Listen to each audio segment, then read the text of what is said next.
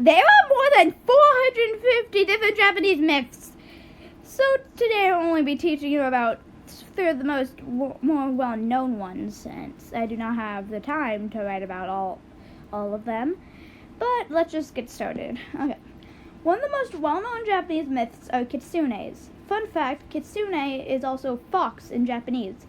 Kitsunes are immortal, magical creatures that are from Japan. Before kitsunes turn 100 years old, they look like normal foxes. Once they hit the age of 100, however, they grow their second tail and start gaining their power. Every 100 years, they grow another tail until they eventually get 9 tails. Then they stop growing tails. There are two groups of kitsunes, the Zenko and the Yakko. The Zenko are the good kitsunes and the Yakko are the bad ones. Kitsunes are especially good at illusions. They can shapeshift, they can change the world around them, and physically and more. They can also take control of humans. They mostly take control of humans who did bad things to them and do bad things back to them. Kitsunes also have other powers that vary between each kitsune. In the end, kitsunes are very powerful creatures that you want to treat well if you don't want them taking control over you. Another famous myth from Japan are Kappas. Kappas are weird Japanese creatures who have bluish-green skin, a shell on their back, webbed feet, and a beak. They also have a flat thing on top of their head that must stay wet, or else they'll lose their power until it's refilled. From afar, they can sometimes be mistaken as human children. Kappas live in the water, and their main diet is the flesh of human children and cucumbers. Because they drown and eat children, you might think they're evil, but they're actually not. They help humans in different ways, from protecting their villages from floods to healing their broken bones. In return, the humans give them cucumbers.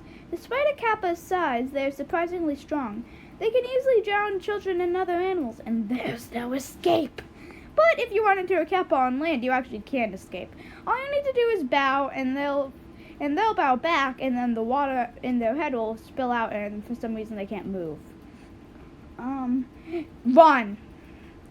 For a child like me, I never want to even see one of these things, but obviously they're fake, they're a myth, but otherwise they're pretty helpful. The last well-known Japanese myth that I'll be talking about today is the Japanese dragon.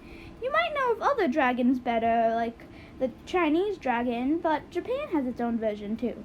The Japanese dragon has multiple Japanese names, a few off the top of my head being Ryu, I think is how you pronounce it, or Tatsu. Japanese dragons look a lot like Chinese dragons, looking like snakes. They also have no wings like a Chinese dragon. Surprisingly, however, the Japanese dragon can still fly without wings. Japanese dragons live in the oceans or the clouds. They mostly live in the ocean, though. There are many different myths about Japanese dragons, and I mean a lot. Japanese dragons were created a long time ago, like hundreds and hundreds of years ago. Japanese dragons aren't as well known as the other myths above, but are still an important symbol to Japanese mythology to this day. Well, that's all I'll be talking about today. Yeah, goodbye.